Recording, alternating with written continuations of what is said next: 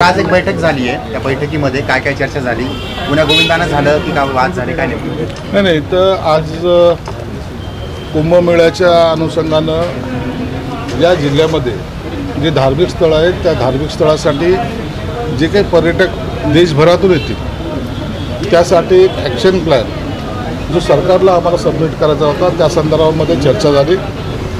जवळपास 9,000 कोटीचा हा प्लॅन सरकारकडे 5 तारखेला सबमिट होईल। त्या संदर्भामध्ये कुणाच्या काही लोकप्रतिनिधींच्या सूचना आणखीन काही त्यांचं मार्गदर्शन हे घेण्याचा प्रयत्न केला, म्हणून अत्यंत चांगल्या वातावरणात ही बैठक पार पडली।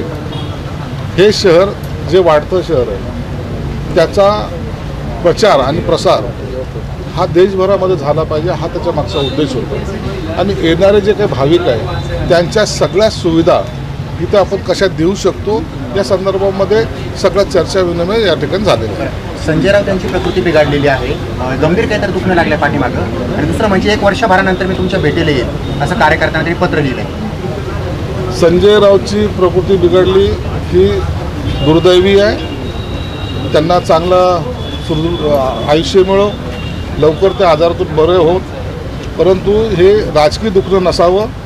शारीरिक असेल तर ईश्वरासाठी आमची प्रार्थना राहील की ते चांगले राहावेत, 100 वर्ष जगावेत अशी आमची त्यांना शुभेच्छा असणार। ओके, मात्र उद्या मोर्चा आहे, ऐनवेळेला एक मोठा नेता त्यांचा कुठंतरी आजारी पडतो, म्हणजे मोर्चाला कुठंतरी जे बळ मिळतंय ते कमी होणार नव्हतं? संजय राऊतमुळे पक्षाला बळ मिळतं असं जर तुमचा समज असेल तर तो काढून टाका। या मोर्चामध्ये अनेक पक्षाचे नेते येणार आहेत आणि संजय राऊत मागून त्यांना गाईड करेल, आणि म्हणून संजय राऊत कुठूनही कुणालाही दिशा देऊ शकतो, त्यांना सांगू शकतो, तेवढी ताकद त्यांची आहे। Okay, thank you sir.